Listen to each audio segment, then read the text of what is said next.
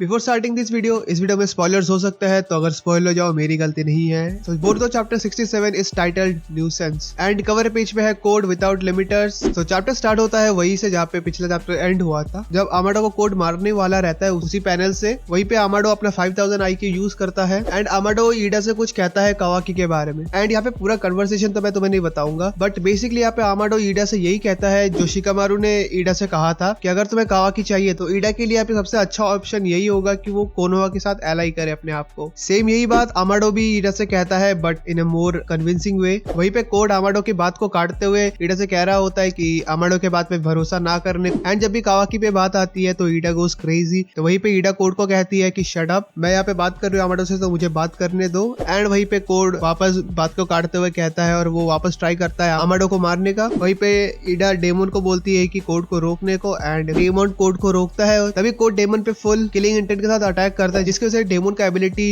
Activate हो जाता है और कोड को थोड़ा सा डैमेज होता है। उसी के बाद कोड एंड ईडा के बीच थोड़ी सी कन्वर्सेशन होती है और उसी के बाद स्टार्ट होता है डेमन वर्सेस कोड फाइट, जहाँ पे विदाउट लिमिटर कोड, जो पिछले चैप्टर में देख के लग रहा था वो कुछ नए पावर लेवल पे चले गया है, वही code is getting bodied by demo. भाई ये छोटू सबसे ज्यादा ओवर पावर्ड कैरेक्टर है फिलहाल तो इस सीरीज में। देन उसके बाद बेसिकली डेमन और कोड के बीच में फाइट चलता है, जहाँ पे ऑफकोर्स कोड मार खा रहा होता है डेमन से। एंड यहाँ पे डेमन बस अपनी एबिलिटी का यूज नहीं कर रहा, वो एक्चुअल टाइजुत्सु भी यूज कर रहा है, जो कि ऑन पार या फिर बेहतर है विदाउट लिमिटर कोड से। तो ये डेमन बस अपनी एबिलिटी की वजह से नहीं, फिजिकली भी बहुत ज्यादा स्ट्रांग है। एंड उसके बाद जब कोड यहाँ पे देख रहा होता है कि वो एक डिसएडवांटेज में है, तो वो क्या करता है, ऑफकोर्स कोड वहां से भाग जाता है। लिटरली 3 फाइट से वो सेम चीज कर रहा है, आता है मारने, मार खाता है, भाग जाता है, और वो साथ ही साथ बग को भी ले जाता है। एंड आफ्टर दैट यहाँ पे आमाडो और ईडा के बीच में भी कन्वर्सेशन स्टार्ट होती है, जहाँ पे फाइनली एंड होपफुली आमाडो अपना रियल जो गोल है वो एक्सप्लेन करने जा रहा है। तो यहाँ पे आमाडो कहता है कि मेरा जो रियल गोल है वो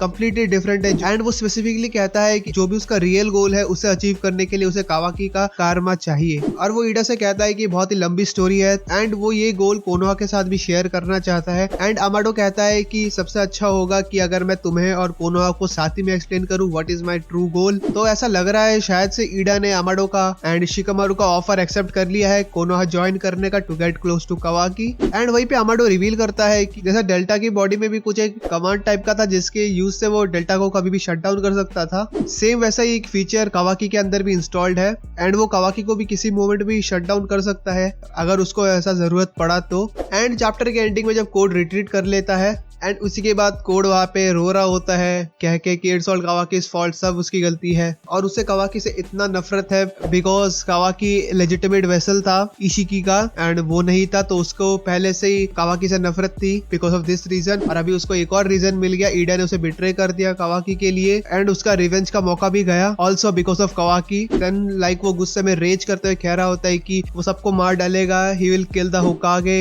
his friend, his family, and वो कोनोहा को भी डिस्ट्रॉय कर देगा। सो नाउ वी नो कि टाइम स्किप के बाद कोनोहा कैसे डिस्ट्रॉय हुआ है। शायद कोड ने ही पूरा कोनोहा डिस्ट्रॉय किया है फॉर हिज रिवेंज। एंड मेरा गेस है कि कोड रिट्रीट करके वापस बोरो के उस हाइडआउट में गया होगा, जहाँ पे बोरो ने उन सारे साइबॉर्ग्स को छिपा के रखा है एंड वो बग को भी अपने साथ ले गया है। तो बेसिकली अभी वो उसका प्लान यही है कि वो जाएगा वहां पे और बग से वो सारे वो जितने भी साइबॉर्ग्स है उनको वो अनलॉक करवा लेगा या फिर जिधर भी है उसको निकाल लेगा एंड उनके यूज से वो बेसिकली कोनोहा को डिस्ट्रॉय करेगा अपना रिवेंज लेने के लिए। सो इस टॉपिक पे मैं एक डेडिकेटेड वीडियो लाऊंगा बाद में।